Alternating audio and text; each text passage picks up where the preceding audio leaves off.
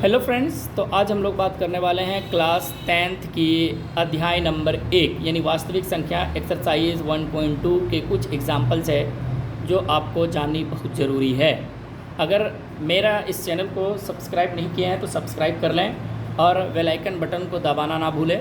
साथ ही साथ share, comment, like ज़रूर करें। इसके साथ साथ अगर आपने मेरा पिछला वीडियो नहीं देखा है तो क्लास 10th का वास्तविक संख्या का प्लेलिस्ट होगा, आप वहां जाके देख सकते हैं। तो आज मेरा इस चैप्टर का 7th क्लास है।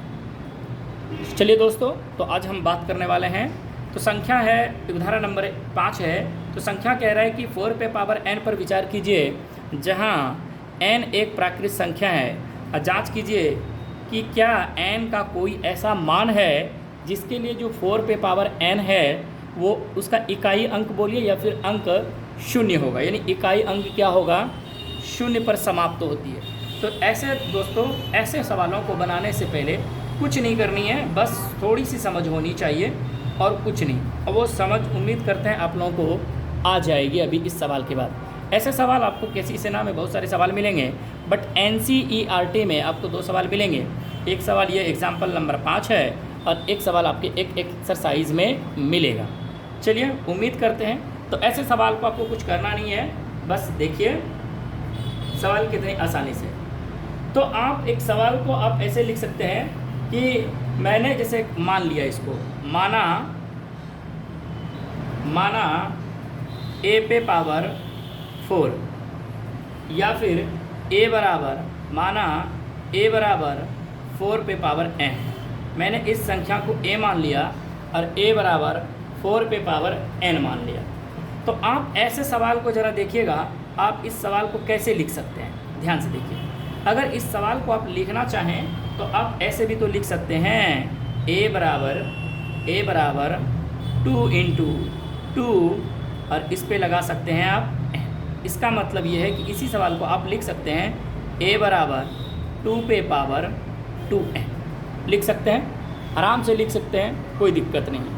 और ना भी लिखे तो कोई दिक्कत नहीं है, ऐसे सवाल को सिर्फ लिखने से बन जाता है। तो चलिए, ऐसे सवाल को हम कैसे बनाएंगे ज़रा देखिए। अब यहाँ a पे पावर जो 2 पे पावर 2n है, तो यहाँ मेरा जो सवाल है वो 2 एक क्या है, अभाज्य संख्या है। अभाज्य संख्या है, अभाज्य संख्या है, अभाज्य संख्या है। अब ऐसी स्थिति में क्या करना है कि किसी संख्या का अंक में कहता है कि जब 2 आया तो आप ऐसे समझिए, कहता है कि इसी सवाल को सुनते हैं, किसी संख्या का इकाई अंक 0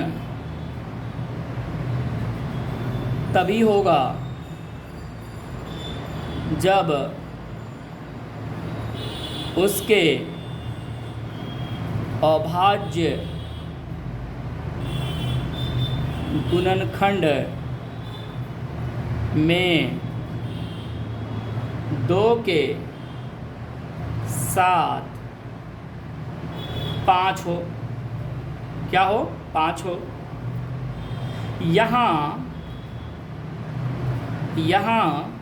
4 पे पावर n अर्थात 2 पे पावर 2n, यानी यहाँ 4 बराबर 2 पे पावर 2n मीन्स 2 के अलावे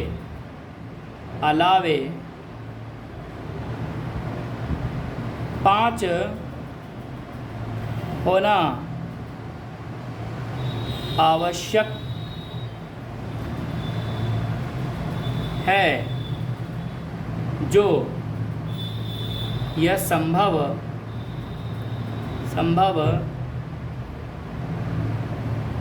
नहीं है। आपको करना कुछ नहीं है, सिंपल सी सवाल है। इकाई अंक 0 तभी होगा जब उसके अभाज्य गुणनखंड में 2 के साथ 5 होना चाहिए। यानी आप 4 पे पावर ये n यानी 0, यहाँ n आप 0 तभी बना सकते हैं, आपके पास ये संख्या है 2, तो या फिर इस संख्या को 0 बनाइए या फिर n के रूप में आप फॉर्मेट को बनाएंगे तो उसके जगह पे 2 के अलावा अगर 5 होगा तो ही आप 5 दूनी 10 करेंगे तो इकाई संख्या 10 आ सकता है, या फिर उसके पावर में इकाई संख्या 10 आ सकता है। तो आप ऐसे ही कर सकते हैं, लेकिन यहाँ आपका ऐसा कुछ है नहीं, क्योंकि जो 4 पे पावर 2 पे पावर 2n है, 4n में अभाज्य संख्या सिर्फ 2 ही है। क्या है यहाँ? 2 ही है। 2 के साथ क्या होना चाहिए? 5 होना चाहिए। जो ये असंभव है, यानी आवश्यक नहीं है, जो असंभव ही है। ये असंभव यानी संभव नहीं है। अब अंकगणित का प्रमेय कहता है, देखिएगा लिख लेते हैं, अंक गणितीय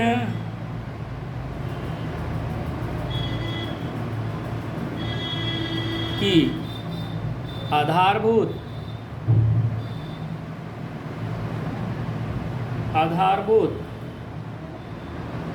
प्रमेय से यह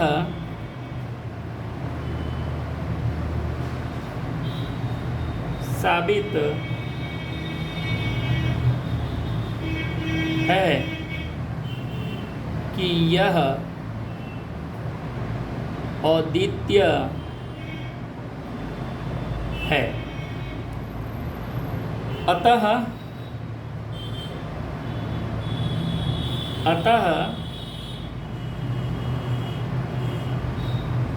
सिद्ध करता है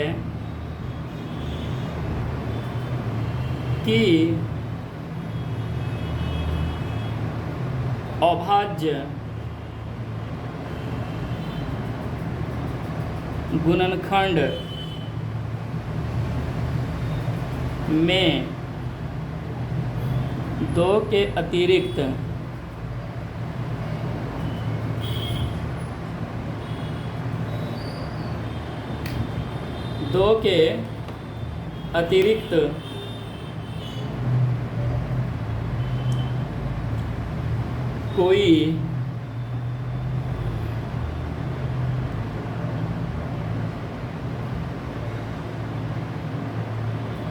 कोई अभाज्य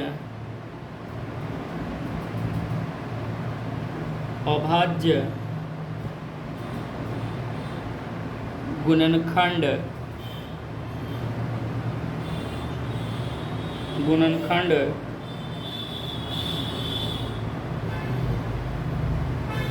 नहीं है।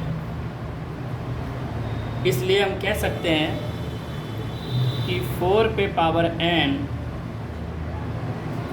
का इकाई अंक 0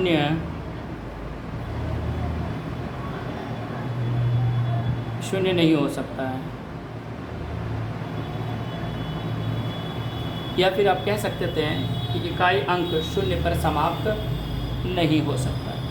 कुछ नहीं था फ्रेंड्स, ऐसे सवाल में सिंपल है कि आपको ये जो संख्या दी हुई है ना 4 पे पावर n, आप इसका पहले अभाज्य गुणनखंड करें।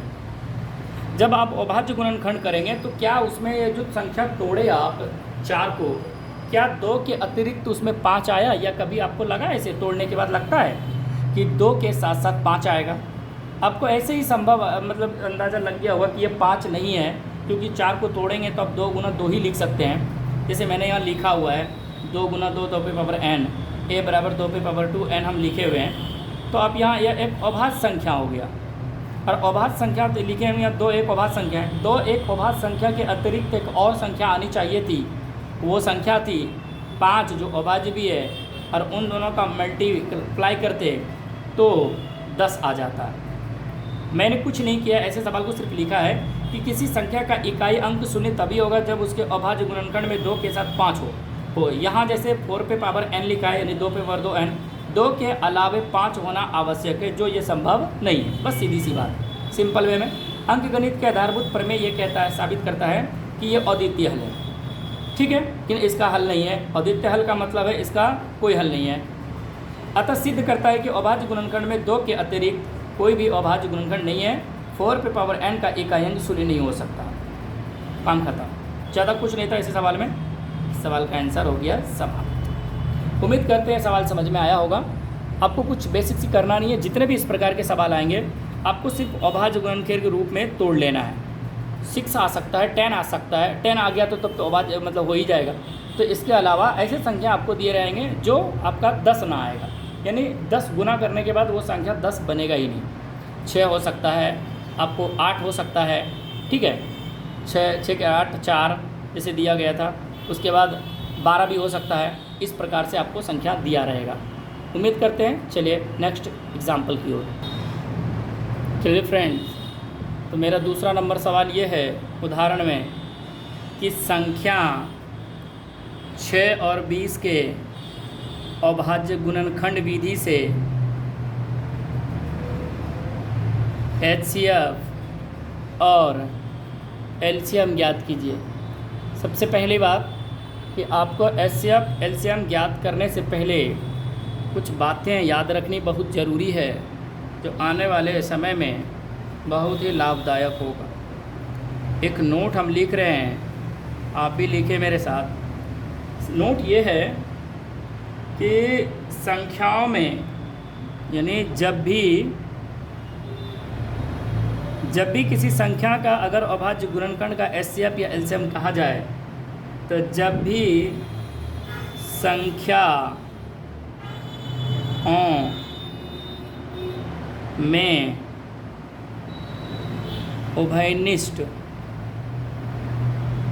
उभयनिष्ठ मतलब कॉमन अभाज्य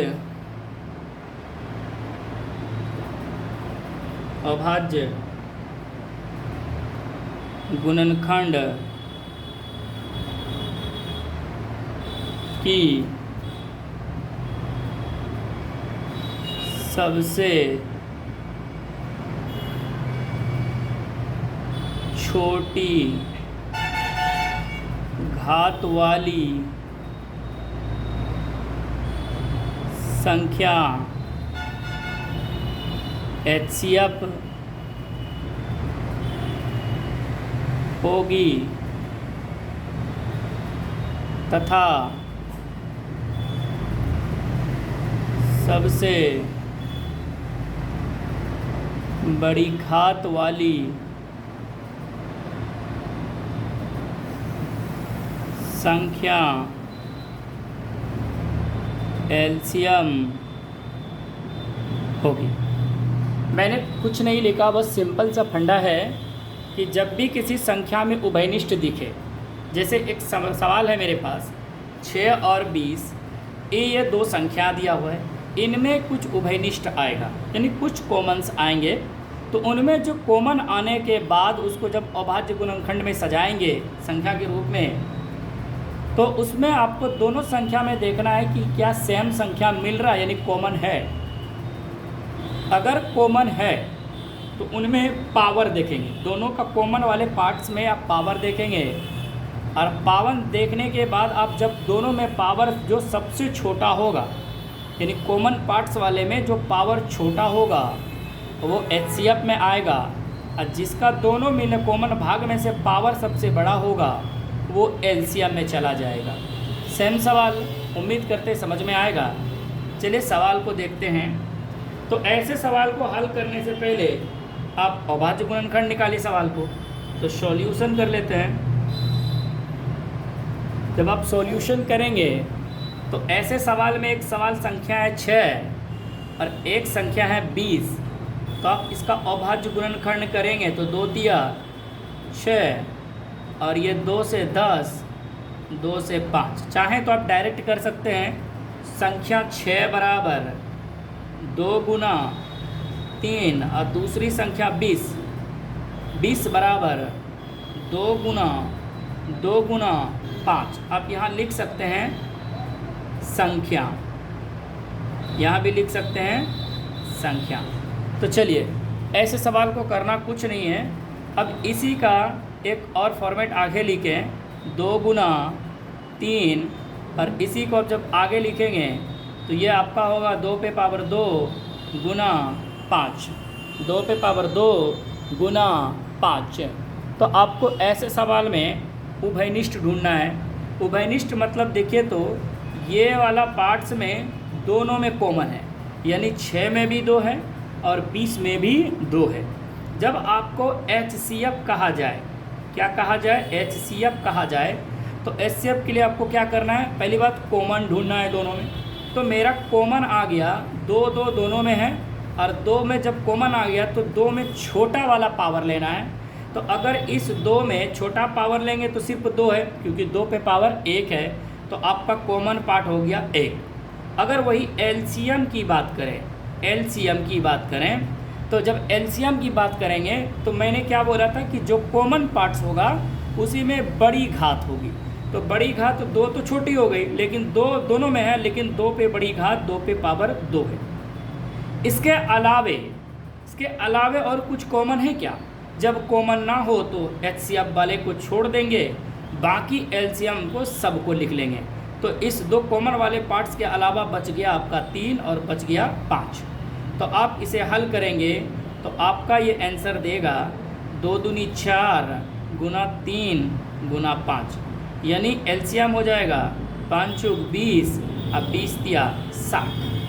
अतः आप कह सकते हैं, अतः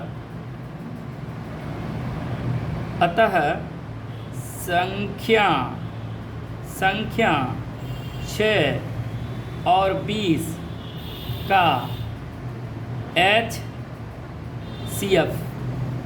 HCF कितना है, 2।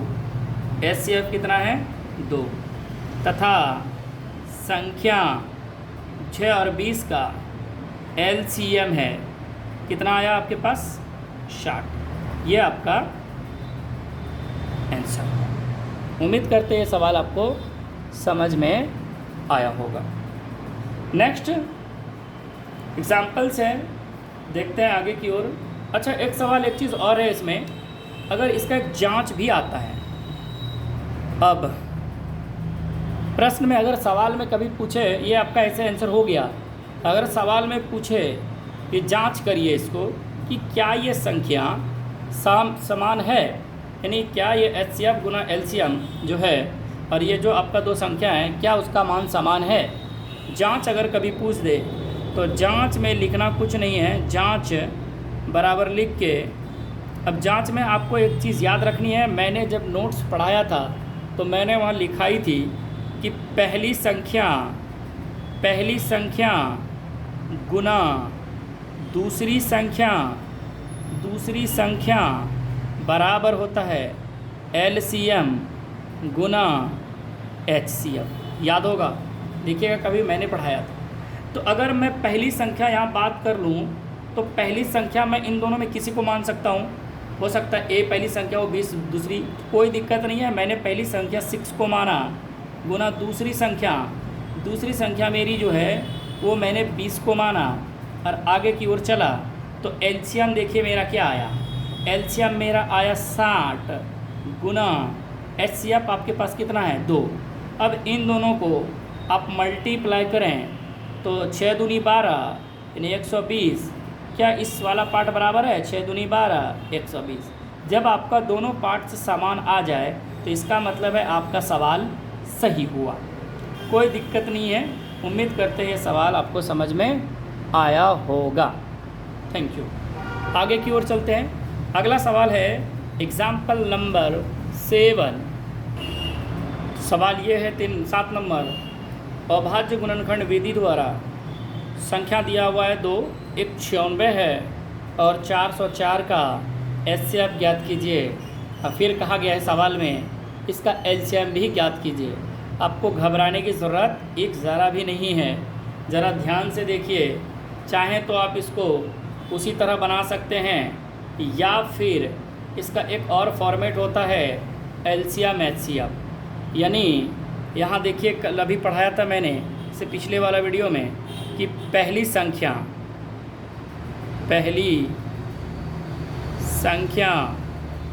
गुना दूसरी संख्या बराबर HCF गुना LCM। ये मैंने अभी तुरंत पढ़ाया था। पहली संख्या गुना दूसरी संख्या HCF गुना LCM। आप चाहें तो इसमें आप LCM भी डायरेक्ट निकाल सकते हैं या फिर HCF भी निकाल सकते हैं। तो पहली बात यह है कि इनमें तो दो संख्या आपको ज्ञात है, एक 96 है, दूसरी 404 है। तो दो संख्या तो आपको पता है, बट आपको HCF या LCM में से कोई एक चीज़ मालूम होना अनिवार्य है, तभी आप ज्ञात कर सकते हैं। अगर HCF या LCM में दोनों में कोई एक भी ज्ञात नहीं है तो आप नहीं लगा सकते। तो पहले हम उसे ज्ञात करते हैं। चलिए, तो आपको करना कुछ नहीं है। ऐसे संख्या में पहली संख्या आप मान सकते हैं। चलिए सॉल्यूशन लिखते हैं। उसके बाद पहली संख्या अगर हम माने, यहाँ माना पहली संख्या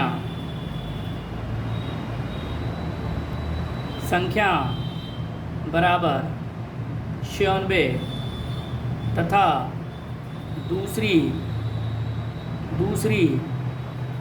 संख्या बराबर 404 है।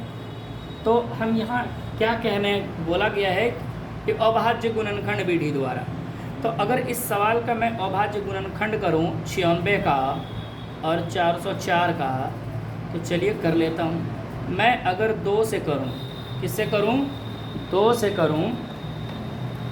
से करूँ तो आपके पास ये देखिए, तो 4 दूना 8 और 9 दूना 18 यानी 8 दूनी 16 यानी 48 से 2 बार में ये 96 भाग लग जाएगा। फिर 2 से भाग लगाएंगे 24 बार में, फिर 2 से भाग लगाएंगे तो ये 12 बार में, फिर 2 से लगाएंगे 6 बार में, फिर 2 से लगाएंगे 3 बार में। तो मेरा ये अभाज्य गुणनखंड के रूप में इस प्रकार आया। जब आप इसे तोड़ेंगे 404 को, तो इसी तरह तोड़ेंगे 2 से, क्योंकि ये 2 से आपको पता ही है 96, क्योंकि अंत में 6 है तो ये 2 से कटेगा, फिर ये 8 है 2 से कटेगा, तो ये सारे 2 से कटने वाले हैं।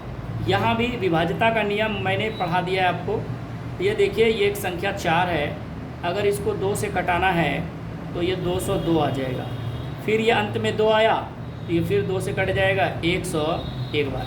अगर आप 101 को कटाएंगे, किससे कटाएंगे? 1 से नहीं कटेगा, 3 से नहीं कटेगा, 7 से देखिए तो 31 नहीं कटेगा।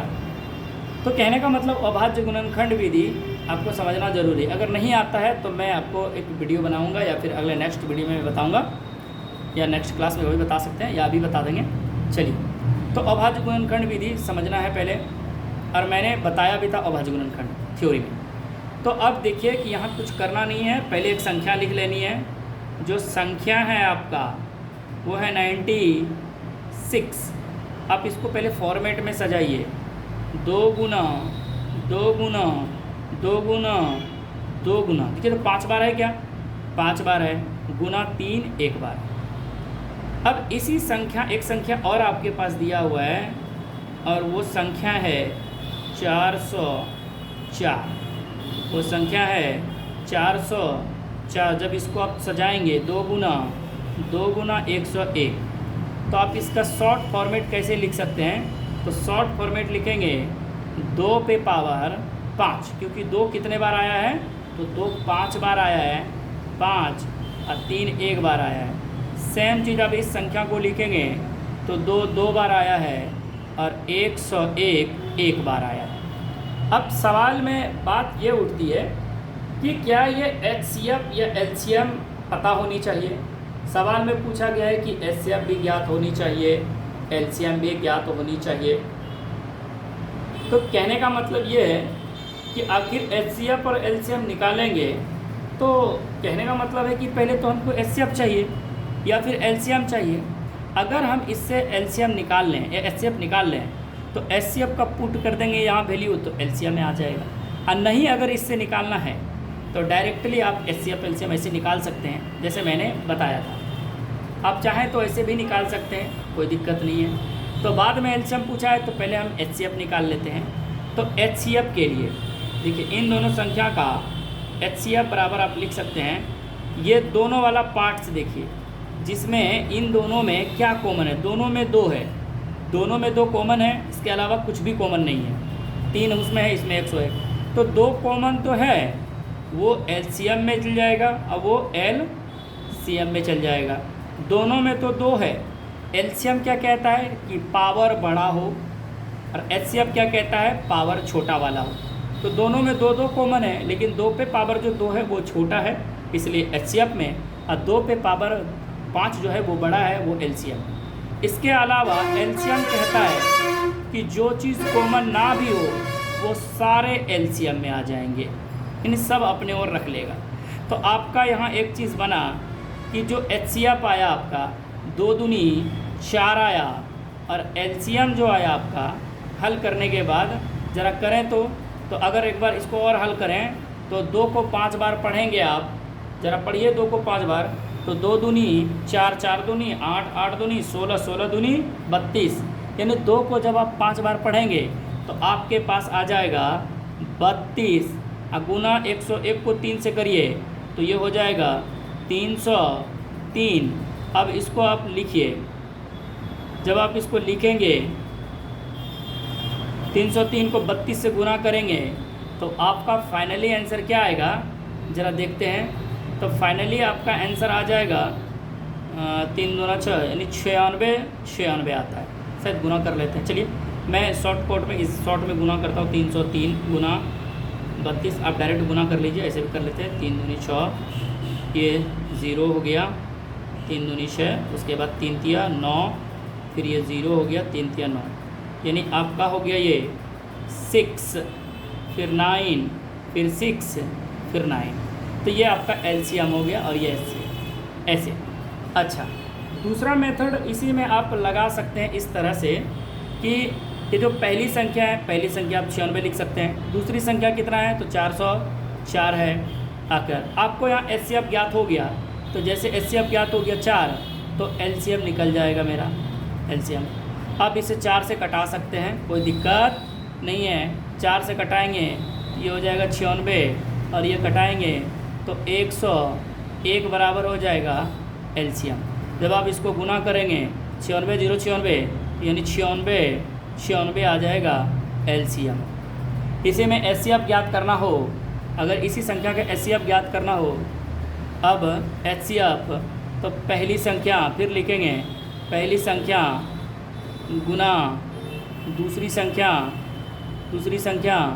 बराबर एचसीएफ गुना एलसीएम लिख लेंगे। तो आप यहाँ देखिए, पहली संख्या इसमें भी आपका 96 है, दूसरी संख्या 404 है, और बराबर में एचसीएफ इस बार निकालना है। तो एचसीएफ पता नहीं है तो एचसीएफ ये रख लेते हैं, लेकिन एलसीएम का वैल्यू आपका आ गया है 96। तो 96 कटाएंगे तो देखिए, तो ये 96 से 96 कट जाएगा कितने बार में, 101 बार में। जब आप 101 को इससे कटाएंगे तो फाइनली ये कट जाएगा 4 बार में। तो एचसीएफ आपका 4 हो गया। यही हो गया आपका आंसर। आपका आंसर यहाँ भी हो गया, कोई दिक्कत नहीं है। तो कहने का मतलब है कि आप इस फॉर्मेट को एचसीएफ एलसीएम कर सकते हैं, कोई दिक्कत नहीं होगा। अगर एलसीएम ज्ञात करना हो तो सबसे पहले आप एचसीएफ ज्ञात कर लीजिए। अगर इस तरह से, अगर इस फॉर्मेट से आपको बनाना है, इस तरह से, इस वाले रूल से, यानी पहली संख्या गुना दूसरी संख्या बराबर एचसीएफ गुना एलसीएम, तो आपको इनमें 3 चीज़ का ज्ञात होना बहुत ज़रूरी है। जैसे कि मैंने इस मेथड से निकाल लिया, ये जब किया ही तो मैंने करके इस तरह एचसीएफ निकाल लिया। अगर आपको लगता है कि एचसीएफ पता है तो एचसीएफ निकाल लीजिए। और कॉमन लेने का तरीका ये है कि आप अगर फैक्टर करने अच्छे से जानते हैं तो आराम से आप कॉमन निकाल सकते हैं, यानी अविभाज्य गुणनखंड में से किसी का एचसीएफ ज्ञात कर सकते हैं। उम्मीद करते हैं कर पाएंगे। जैसे कि देखिए 96 और 404 है, इसको शॉर्टकट में कैसे एचसीएफ ले सकते हैं। अगर देखिए 4 से ये कट रहा है, दोनों 404, देखिए तो अगर ये 96 है, 96 और 404 है, तो इसका एचसीएफ निकालने का तरीका ये है कि जो दोनों में हो, कहने का मतलब छोटा हो। तो अगर इसको हम कटाएंगे 96 को, तो ये भी 4 से कट रहा है, ये भी 4 से कट रहा है। देखिए 101 4 बार में, और ये अगर 24 से कटाएंगे, 24 चौक 96, तो अगर अभी ये कट गया, अब इसके अलावा ये किससे कटाए हम लोग, 4 से कटाए। इन दोनों को किससे कटाया मैंने, 4 से कटाया। अब देखिए 101 ना फिर किसी से कटने वाला ना 24, तो इसका सबसे छोटा वाला पार्ट्स क्या है, जो दोनों में कॉमन था, जो कटा, तो सबसे छोटा पार्ट्स इसका क्या आया, 4 आया। और 4 ही मेरा क्या हो गया, एचसीएफ। क्या हो गया, एचसीएफ। जैसे कि यहाँ आप बना सकते थे, 2 संख्या लिखा हुआ, एक संख्या आपका एचसीएफ आ गया, गुना कर लेंगे एलसीएम आ जाएगा। तो जब एलसीएम आपका निकल जाएगा तो इसी मेथड से आप एचसीएफ निकाल सकते हैं। तो क्या फ़ायदा, आप ये करिए या फिर ये करिए, आपको ये भी तो आसान लगता है। दोनों का एचसीएफ एलसीएम यानी दोनों संख्या को अभाज्य कर लीजिए, एक संख्या लिख के दोनों को एचसीएफ एलसीएम निकाल लीजिए, आंसर हो गया। तो चाहे आप इस मेथड से निकालें या फिर इस मेथड से। तो इस मेथड में रूल ये है कि आपको एचसीएफ पहले ज्ञात करना जरूरी है, क्योंकि अगर आपका एचसीएफ हो जाएगा तो ही आप एलसीएम निकाल सकते हैं। चलिए नेक्स्ट सवाल की ओर चलते हैं। इस एक्सरसाइज में से उम्मीद करते हैं ये लास्ट नंबर उदाहरण है 1.2 का, और आपको उम्मीद करते ये समझ में आ जाएगा एचसीएफ एलसीएम। जब भी आपको 2 संख्या 3 संख्या 4 संख्या दिया रहे तो आप आराम से निकाल सकते हैं। देखिए यहाँ भी वही है, एचसीएफ ही निकालना है और एलसीएम भी निकालना है। शर्त यह है कि इनमें संख्या 3 दिया हुआ है, एक 6 है और एक 72 है और 120 है। तो यहाँ पहली संख्या अगर हम माने, अगर पहली संख्या माने हम, तो ए बी करके भी मान सकते हैं या पहली संख्या भी ऐसे मान सकते हैं। क्योंकि हमें जांच करना नहीं है तो छोड़ देते हैं। चलिए लिख लेते हैं पहली संख्या, पहली संख्या। अच्छा, आपको एक बात और जाननी बहुत ज़रूरी है कि जो हम जांच कर रहे थे पहली संख्या गुना दूसरी संख्या, यानी पहली संख्या गुना दूसरी संख्या बराबर एचसीएफ गुना एलसीएम, ये सिर्फ 2 वाले संख्या में ही काम आएगा। यानी जब 2 संख्या का, कितने संख्या का, 2 संख्याओं के लिए ये वाला जो फॉर्मूला काम करता है सिर्फ 2 संख्याओं के लिए। जैसे मैंने पिछले सवाल में बताया था कि एक सवाल 96 था और एक 404 था, दूसरा इससे पहले भी एक और बताया था 6 और 20 वाला। तो उन्हीं दोनों संख्या में ये जांच सही होगा और उसके लिए कार्य करेगा। तीसरी संख्या में जब ये 3 संख्या आएगा तो ये उनकी पुष्टि नहीं करता है, जांच नहीं करता है। चलिए, तो ये सिर्फ 2 ही संख्याओं के लिए था, इस बात को मतलब याद रखना जरूरी था। अब 3 संख्या देखिए, आपको करना कुछ नहीं है। पहली संख्या अगर a मान लें तो इसके बराबर क्या लिख सकते हैं, 6, और नहीं भी माने तो पहली संख्या लिख ली, कोई दिक्कत नहीं है। उसी प्रकार दूसरी संख्या b मान लेते हैं और ये है 72, तथा तीसरी संख्या देखें तो तीसरी संख्या देखेंगे c बराबर 120। अब यहाँ आप देख लिए कि 3 संख्या आ गया। कहाँ हम लोग पढ़ रहे थे 2 संख्या, अब आ गया 3 संख्या। तो चलिए करना कुछ नहीं है, पहली संख्या बराबर हम सिर्फ संख्या लिख लेते हैं शॉर्टकट में, संख्या a, कोई दिक्कत नहीं। संख्या a बराबर 6, कोई दिक्कत है। संख्या b बराबर है आपका 72, और एक और संख्या है, वो संख्या है c बराबर 120। ज़रा इस चीज़ को गौर से करेंगे, ध्यान दीजिएगा। अभाज्य गुणनखंड करनी है हमें। पहला है 6 का अभाज्य गुणनखंड, 2 तिया 6, तो इसका मतलब 2 गुना 3 आए। फिर एक संख्या और है आपके पास 72 है, अब 2 से करेंगे तो 36 दूना 72, फिर ये करेंगे 18 दूना 36, 9 दूना 18, 3 तिया 9। तो आपके पास ये वाला संख्या आ गया 2 गुना, अच्छा इस संख्या को हम शॉर्टकट में लिख दें, अब तो आप लोग जान ही गए। तो 2 कितने बार है, 3 बार है, तो 2 पे पावर मैंने 3 लगा दिया। 3 कितने बार है, तो 3 मेरा 2 बार है, तो मैंने 2 बार लगा दिया। अब 120 को लिखते हैं, 120 को लिखेंगे तो 60 दूना 120, फिर 2 से करेंगे तो 30 दूना, फिर 2 से करेंगे तो 15, अब ये 5 आ गया तो 3 से 5 दिया 15। अब इस सवाल में देखिए कि जो आपका 2 है, 2 कितने बार लिखा गया है, 3 बार। इसके अलावा 3 कितने बार, 1 बार। इसके अलावा 5 1 बार। अब ऐसी संख्या का एचसीएफ और एलसीएम ज्ञात कीजिए। देखिए यहाँ भी वही फंडा है एचसीएफ ज्ञात करने का, जो तीनों में कॉमन आए। अभी वहाँ 2 लिख रहे थे, दोनों में कॉमन ढूंढ रहे थे, अब यहाँ तीनों में कॉमन ढूंढना है। तो अगर तीनों में कॉमन ढूंढेंगे तो तीनों में 6, 72 और 120 में पहले तो 2 मिल रहा है, 2 मिल रहा है, तो चलिए LCM लिख लेते हैं। HCF के लिए पहली बात तो दोनों में 2 मिल रहा है और LCM के लिए भी दोनों में 2 मिल रहा है। अब डिपेंड करेगा पावर, अगर सबसे छोटा पावर लिखेंगे तो वो HCF में जाएगा। जैसे इस सवाल में देखिएगा 2 सबसे छोटा पावर है, क्योंकि 2 पे पावर 1 है। अब बाकी ये जो 2 पे पावर 3, 2 पे पावर 3 है, तो ये बड़ा है, यानी 2 पे पावर 1 सबसे छोटा है और 2 पे पावर 3 बड़ा है। तो जो छोटा है वो HCF में और जो बड़ा है वो LCM। इसके आगे और देखें तो दोनों में ही 3 मिल रहा है, ध्यान दीजिए, दोनों में ही 3 मिल रहा है। यहाँ भी 3 है, यहाँ भी 3 है, यहाँ भी 3 है। इसका मतलब दोनों में 3-3 मिल रहा है। फिर वही फंडा 3-3 लिख लिए। इसके अलावा पावर देखेंगे, अगर छोटा पावर है तो वो HCF में, अगर बड़ा पावर है तो LCM में। तो 3 यहाँ सबसे छोटा पावर 1 है, यहाँ भी है, तो 3 सबसे छोटा पावर 1 है और 3 में सबसे बड़ा पावर 2 है जो LCM में चला गया। अब LCM कहता है जो ना भी मिले वो भी मेरा, जो ना मिला तो 5 मिला, तो ये भी इसका। अब यहाँ इस सवाल को देखिए, अब इसको देखेंगे तो 6 करेंगे तो हल आपका HCF हो गया 6। लेकिन जब आप LCM को हल करेंगे, LCM के लिए 2 को 3 बार पढ़ेंगे तो 2 दूनी 4 और 4 दूना 8, यानी 2 का आप क्यूब करेंगे तो 8 होता है, आपको पता ही है 2 का क्यूब 8, गुना 3 का स्क्वायर करेंगे तो 9 आएगा, गुना 5। अब इसको हल करिए और हल करेंगे तो आपका आंसर आ जाएगा 8 पंचे 40, 4 और 9 चौके 36, 360। तो आपका सवाल हो गया।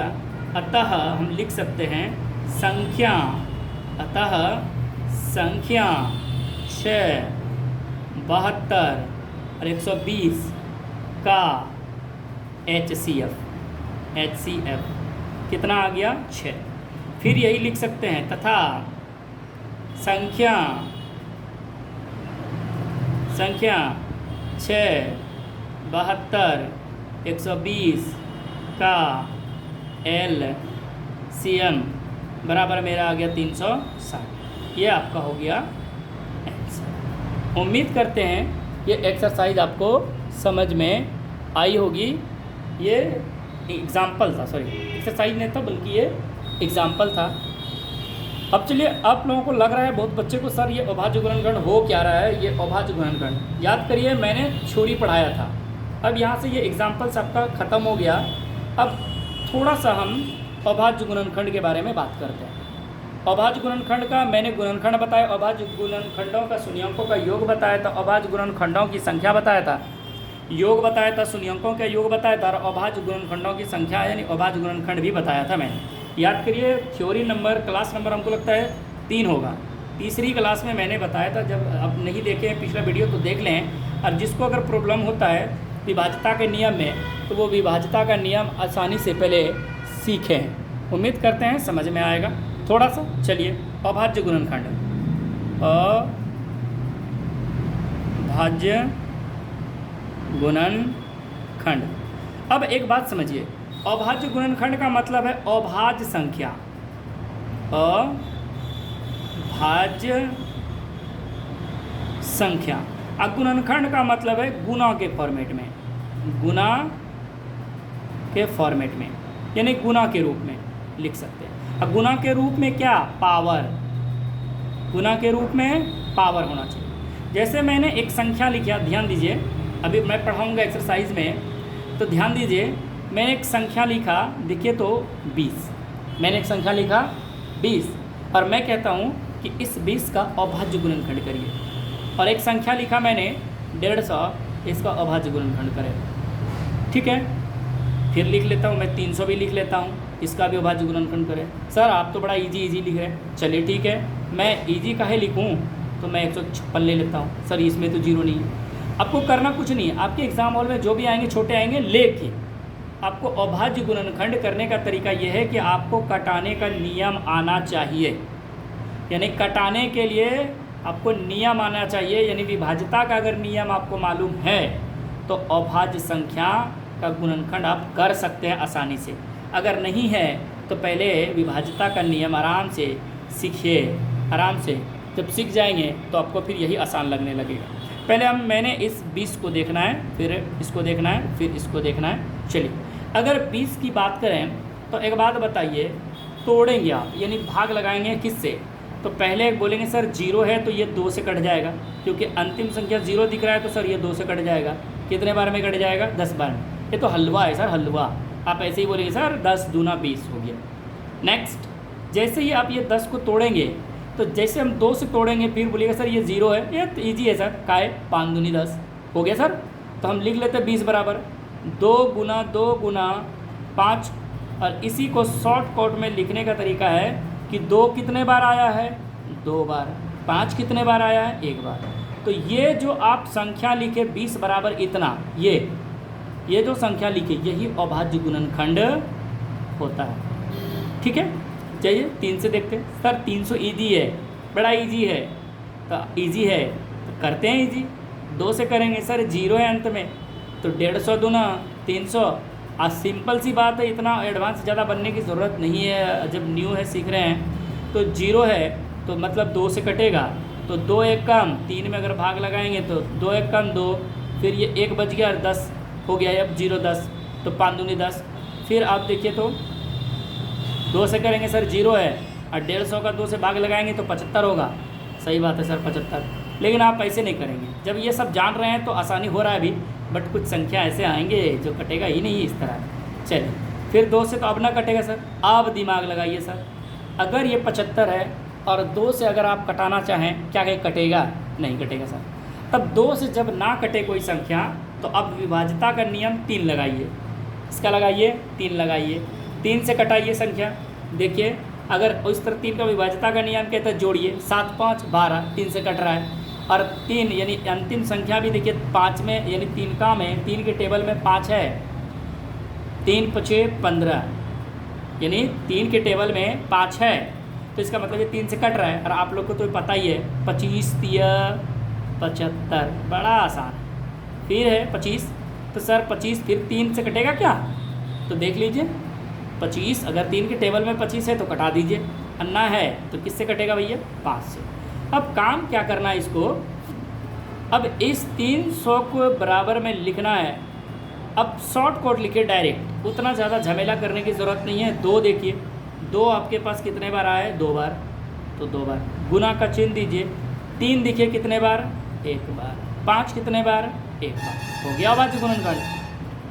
फिर 156 का करेंगे, बाद में करेंगे। चलिए 150 का कर लेते सर, 0 है, हलवा है, हलवा कर लेंगे सर। कितने बार में? 75 बार में। तो 75 दूना 150। और ऐसे दिमाग लगाइए सर, 2 से 1 तो कटेगा नहीं, नहीं 15 है तो 15 से पहले 14 कट जाएगा सर 2 से। 7 दूनी 14, बचा कितना? 15 में 14 गया, 1 और 0 10, 2 पंचे 10। चलिए सर फिर से, क्या ये 75 2 से कटेगा? नहीं कटेगा सर।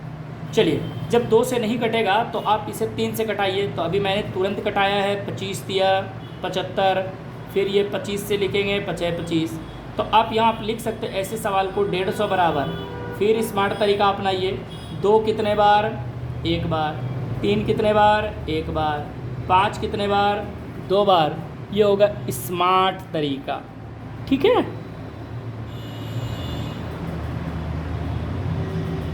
5 बार। चलिए, 5 कितने बार? 2 बार।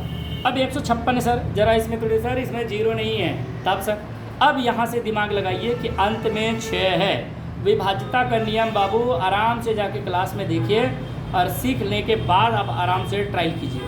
चलिए, अगर ये अंत में 6 है तो सर 2 से कटेगा? कटेगा, एकदम कटेगा सर। एक बात बताइए, 1 नहीं कटेगा तो 15 में 2 है क्या? 2 का में 15 नहीं है, लेकिन 15 से छोटा है, वो भी कितना? 14। तो 2 से 7 बार में कट जाएगा 14। 15 में से 14 तो कैंसिल हो गया, बचा कितना? 15 में से 14 गया तो 1। ये आपका जो 1 है और ये जो 6 है कितना हो गया? 16। 1 और 6 कितना हो गया मिलके? 16। जब 16 हो गया तो 2 का में 16 है, टेबल कितने बार में? 8 बार। वही चीज़ फिर आप देखेंगे सर ये तो आसान हो गया, फिर 8 आ गया, 2 से कट जाएगा, एकदम सर कटाइए 2 से। जब आप कटाएंगे 7 को 2 से तो 3 बार से 6 बार में कटेगा, यानी 2 से 3 बार में कटेगा। और वो भी कितना कटेगा? 7 नहीं कटेगा, बल्कि उससे एक नीचे संख्या है 6 कटेगा। तो 2 से 7 में भाग लगाए 3 से, तो रिमाइंडर आपका 1 बच जाएगा ना। जो आपका रिमाइंडर बचेगा इधर लिखिए, और जो बाद वाला संख्या है 8 है, तो मेरा कितना हो गया अब बताइए, 18 हो गया। अब ये 2 से फिर 18 कौन से टेबल में है, तो 9 बार में है 2 के टेबल में। अब फिर जैसे आप 39 पे आ गए, अब एक बात बताइए, क्या ये अब 2 से कटने वाला संख्या है 9? नहीं बोलिएगा। तो 2 नहीं है, 3 है क्या? एकदम है सर। 13 तिया 39, अब फिर नहीं है। तो सर आपको करना कुछ नहीं है, संख्या 156 बराबर लिख के स्मार्ट तरीका अपनाइए।